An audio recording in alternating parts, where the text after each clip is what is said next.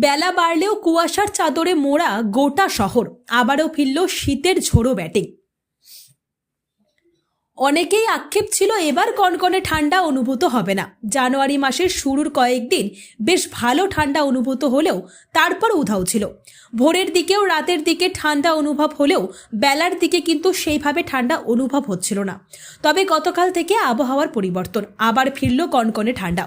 গোটা উত্তরবঙ্গ জুড়ে শীতের দাপট, পাহাড় থেকে সমতল কনকনে ঠান্ডায় কাঁপছে।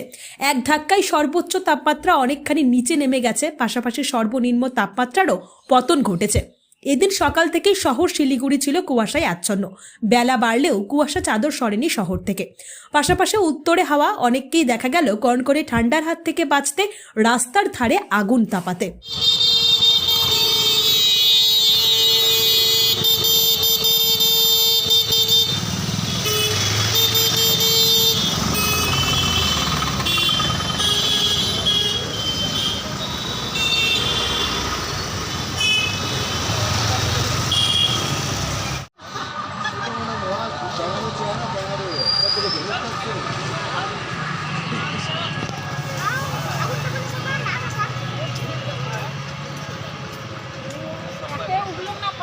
আগুন পোয়াছে ঠান্ডা লাগতে যে ভিডিও করতে আগুন আবার কি হ্যাঁ